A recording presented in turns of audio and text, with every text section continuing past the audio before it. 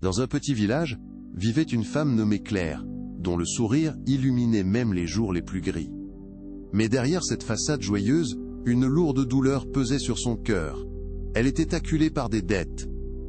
Chaque jour, Claire se réveillait avec une angoisse pressante, la peur de ne pas réussir à payer ses factures et de décevoir ceux qu'elle aimait. Ce fardeau grandissant la rongeait, et son esprit se perdait dans des pensées sombres. Elle se demandait: comment prier quand les dettes vous étouffent? Un matin, au bord de son petit jardin, Claire tomba sur une vieille boîte en bois. Curieuse, elle l'ouvrit, et découvrit à l'intérieur des lettres jaunies, écrites par son grand-père. À travers ces mots, elle lut des récits de lutte et de résilience, d'un homme qui, malgré des tempêtes incessantes, avait toujours trouvé la force de prier et d'espérer. La prière de son grand-père N n'était pas une supplication pour des choses matérielles, mais une recherche de paix intérieure, une quête de sagesse pour affronter les défis. Inspirée par ces lettres, Claire décida de faire une pause dans son tourbillon d'angoisse. Elle s'assit dans son jardin, ferma les yeux, et commença à prier.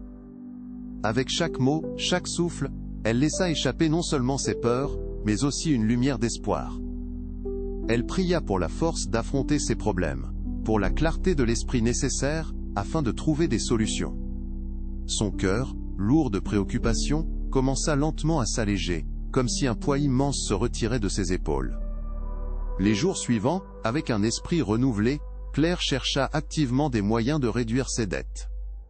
Elle rencontra des amis, proposa de partager ses compétences pour aider les autres, et se rapprocha de ceux qui l'entouraient.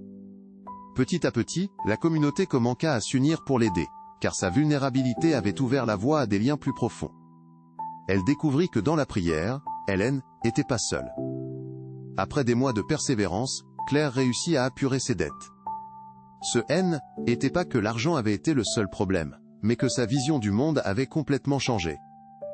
Elle avait appris que la prière, loin d'être une échappatoire, était un acte de courage, un geste d'ouverture envers les autres, et une source de force que l'on trouve dans les relations humaines. Cela l'avait transformée, la préparant à sévèrement affronter les tempêtes de la vie.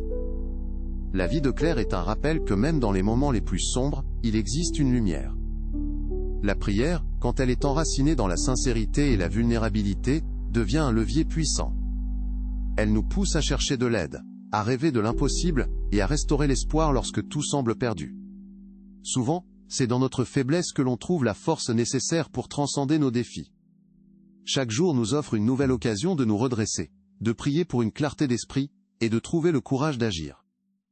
Peu importe les difficultés financières ou émotionnelles que nous rencontrons, n'oublions pas d'ouvrir notre cœur, de demander assistance, et de rester unis. Dans ce voyage, les liens que nous tissons, et l'espoir que nous nourrissons, deviennent nos véritables monnaies.